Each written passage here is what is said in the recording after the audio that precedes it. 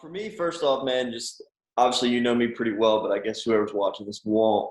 I wasn't the best player coming out of high school, so I had to really kind of work my absolute butt off and almost kind of take every piece of coaching I ever got extremely as seriously as possible to make myself a better player. So for me, that's really molded me into a really good coach and kind of me. I'm also a very talkative and kind of a passionate leader about things. So for me, it's important that I understand that everyone's going to take leadership a different way. So for me, I kind of went through that. I struggled a little bit when I first got to college, and I kind of started caring about my teammates more than I did myself. And then that kind of led me into having more success as an individual. So for me, I think that's something that really helped me a lot. And then I kind of got to the epitome of college baseball as the captain of the team that won the national championship. And then I got dumped to pro ball where there's no team, there's no nothing. It's all individual based. And I think that for me made me realize that I wanted to be a college coach and like that's where I need to be because I think you can really mold an 18 to 21-year-old kid by just showing them you love them and care about them and kind of just nudging them in the right direction and kind of just being on their butt as much as possible. So for me, that's kind of what got me to this point. And obviously I had a lot of really, really good coaches along the way that made me really love of the part of just having a kid be grateful for the help that you give them, if that makes sense.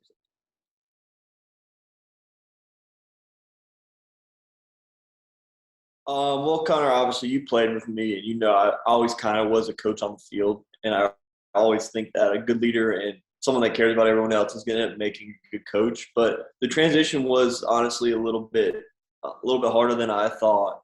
Going back to Coastal and kind of being the top dog to I was the lowest man on the totem pole on the staff. So as a GA, you got to do all the super small stuff that no one really wants to do, but I think it's the same type of mentality as I had as a player where I'm going to dominate the things that I'm in charge of and just generally care about everyone listening and respecting you. And then basically you're going to keep leveling up. And for me, the transition was a little bit easier because obviously I played there and that was something that I was extremely passionate about. So like the love for the school while I was there every single day made it really easy. And then obviously like leaders ahead of me, helping me learn how to lead. The pitching coach at Coastal, Drew Thomas, he basically handed me the keys about 6 months in and told me, hey, you're going to do the full planning. You're going to do the full scheduling of practice. You got the throwing programs. And like him being such a good leader enabled me to grow in what I was doing as a GA. And I mean, it felt like I was the assistant pitching coach for the whole last year I was there. And I got all the responsibilities that someone would need to kind of get that next step into getting a job. So for me, the transition was hard at the beginning, but a good leader ahead of me and someone I look up to and an idol of mine kind of nudged me along like he did as a player. So it was pretty cool. Also, Connor, I think that I didn't mention this and I should have. Just honestly, anything you have extreme passion for, I think people are going to follow you. So like if you generally show that you care about something at an extremely high level, I think people are going to kind of hop on your back and kind of follow you a little bit. And basically, if you can be followed by people, that's going to make you a good leader. So for me, like just bringing energy and knowing the love and the passion that I had for what I was doing every day and just kids seeing that I'm working my butt off, I think that leads to me developing and honestly developing into like a leader of young men. So.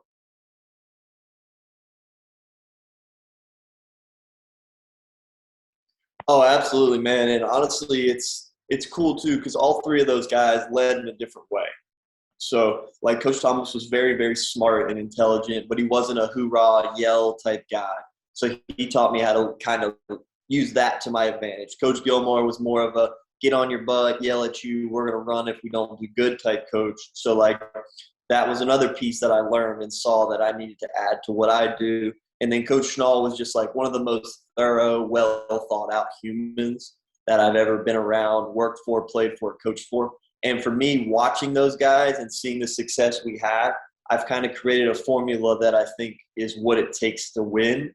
And I have a lot of passion in it because I've seen it win. So for me, it's kind of just learning from all those guys and not being a copycat though, because I also have my own twist on things, but taking what they do really well and using it I think is kind of something that I do. And then obviously anybody who's been around me, I'm a little crazy and generally might care about kids too much. And I know that sounds ridiculous, but like that piece comboed with those three things, I think really kind of molds me into a good foundation of someone people may want to follow. So.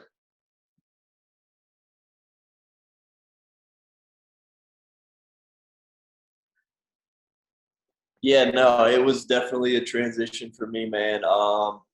With coming here into a new place, moving my family here, and kind of just walking into a room of 45 guys I've never met before. And even the staff here, I met 4 or 5 times before I started. It was a huge transition for me. And obviously, being younger, for me, it was very, very important once I got here to just put my head down, not drastically change what we're doing.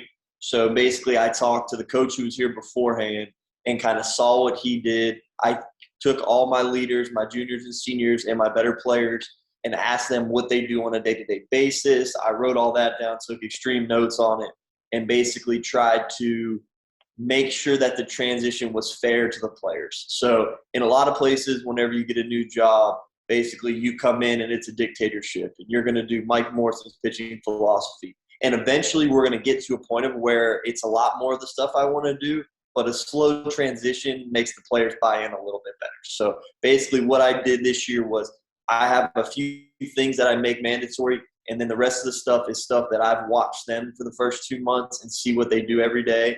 And for me, that's how I'm kind of coaching them, is by letting them do what they think makes them good and then just being able to hold them accountable while they do it. So I think that's been really good. And honestly, it's still a little bit of a gray area sometimes with a couple of the juniors and seniors, man. They're used to things being one way. And I'm a little bit, not a hothead, but if you don't do stuff right every single day, I'm going to jump your butt and get after you a little bit. And it's, for someone being about 6 years older than them, it's a little bit different for them.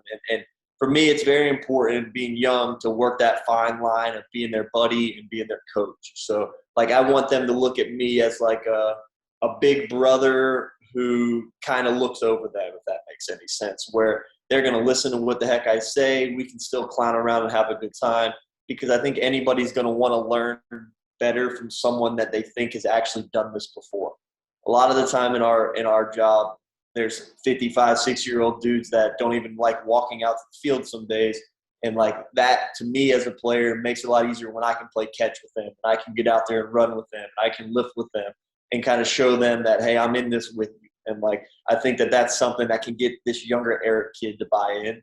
And that's kind of how I'm attacking it. So with that being said, though, man, the transition from GA to full-time paid assistant here it's been tough, but I'm a pretty confident human being, and I'm going to go down with what I believe in. And if I think that I'm doing something wrong, I'm always going to look these kids in the face and see if there's a better way I can do it. There's no like avoiding the things that go wrong. There's been days where I think it's been awful, and I'll get home and I'll probably call you, Connor, and be like, man, it was a terrible day. Like, I got to figure out how I can be better tomorrow, and I have to just respond the next day and try to make that the best day we've had. So in any job, when you get a new position, especially at a Power 5 school like this, it's something where you got to just be ready to respond, just like we had to as players, where you have a bad day, one kid talks back to you and kind of shows you up, and we have a terrible day of fielding bunts and we all throw it away. It reflects me like I'm doing a bad job. So I have to get those guys more prepared the next day, if that makes any sense.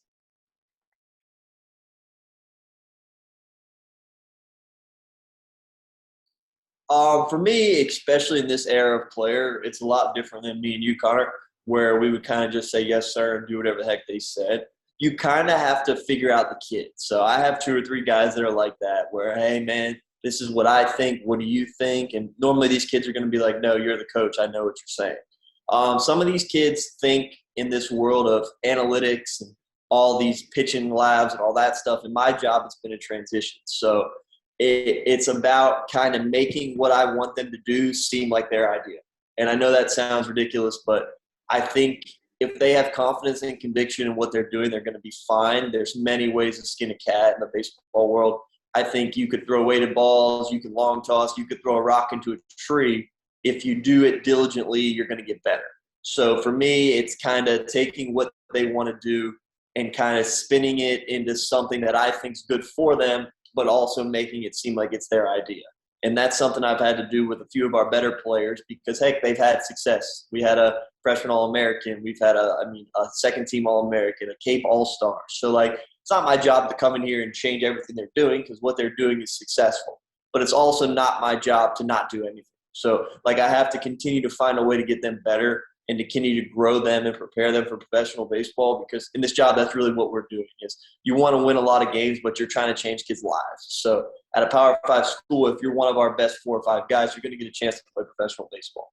So for me, I have to kind of mold them into good players for Maryland, but I also need to teach them really good habits for when they leave. So I think I've kind of sold it that way to our really good players and our older guys, like you were asking, and they've kind of bought in with a lot of arm care stuff, a lot of weight training stuff and their throwing programs, just being as diligent as possible so that when they're on their own, they know what the heck they need to do.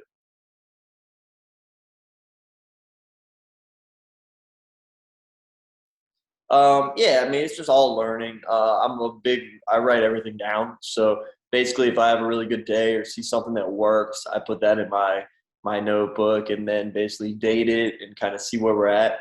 In my job, it's very repetitive. So like next year, there's going to be the same exact process all fall and all spring. So it's the same thing over and over again. How can we adjust what we're doing to make it better from year to year? So if I have a really bad day or I do some drill with a kid and his back sore the next day or something like that, I'll mark it out or modify it and try to make it better.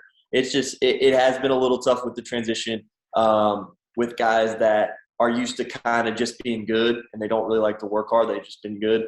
And for me, I don't think that I'm doing my job if I just let them think that what they're doing is enough. So you have to challenge them, and sometimes you get some kickback on that. But it is what it is. I do a lot of stuff in the weight room with these guys, which is probably an 18 to 22-year-old kid's least favorite thing to do is wake up at 6 o'clock in the morning and go work out.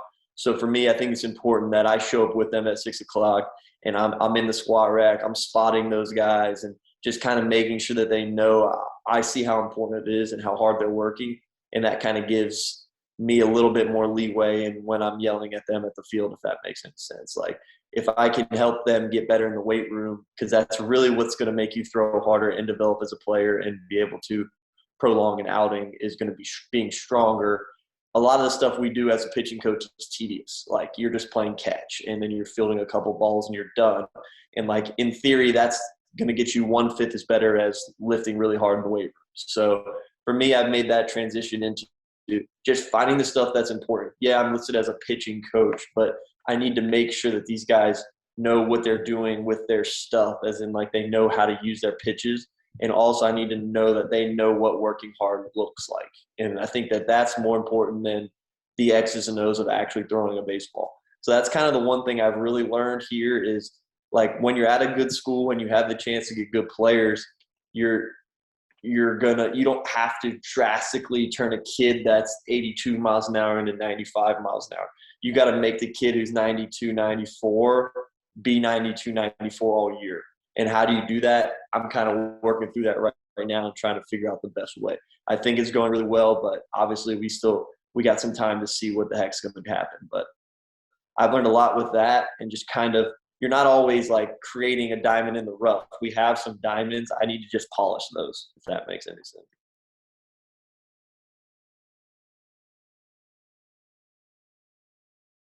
Perfect. Go Terps. Appreciate you.